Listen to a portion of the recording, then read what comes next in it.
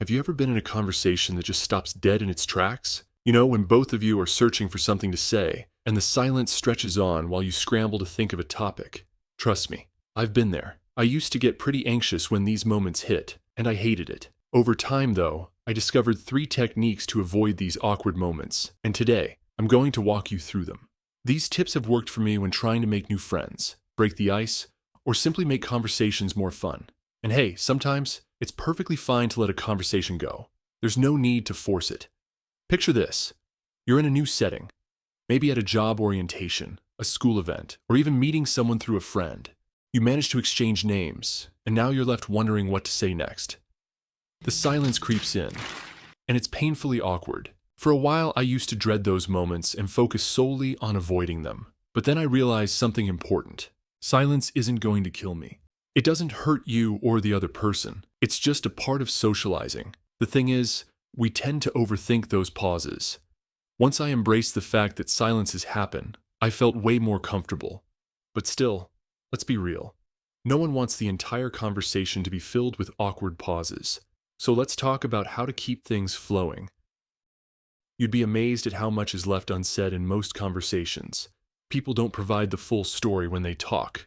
They give snippets. That's where active listening comes in. When you really pay attention to what someone is saying, you'll notice your brain starts generating questions naturally. Let's say someone mentions, "I spent my weekend hiking." At face value, it seems like a simple statement, but there's a lot more you can explore. Ask them what trails they hiked, how long they've been into hiking, or if they prefer solo hikes or group outings. You'll find that the simplest remarks can open up new paths in the conversation. I remember one time a friend told me she was planning a weekend trip. I could have just said, "Cool," and let the conversation fizzle out, but instead, I asked where she was going and how she chose the destination.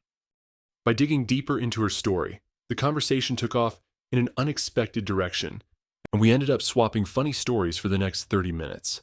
Being curious keeps the conversation moving, and it makes the other person feel like you're genuinely interested in what they have to say. Sometimes, conversations feel like they hit a wall because there's not much common ground between you and the other person. But here's a trick. Try to bring up topics that most people enjoy and build from there. For example, you could ask if they've seen any good movies lately or what kind of music they're into. Most people have a favorite song or a show to talk about. You could also bring up travel, asking something like, "If you could visit any country right now, where would you go?" These topics are easy for people to relate to and usually lead to more engaging conversations.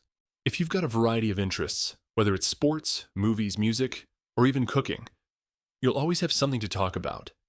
I found that picking up popular hobbies or keeping up with trending topics gives you easy conversation starters. A while back, I got into watching basketball, even though I wasn't really a fan before. But what surprised me was how often basketball came up in casual conversations, especially during the playoffs. It gave me an easy way to jump into discussions. You don't have to be an expert in every topic, but having a few interests or hobbies that a lot of people share can keep conversations light, engaging, and fun. Plus, you never know what you might get into next. Here's the thing. When conversations dry up, sometimes asking an offbeat question can reignite the interaction. And trust me, there's no such thing as a dumb question when it's asked out of genuine curiosity. I've asked people things like, "What's the weirdest thing you've ever eaten?"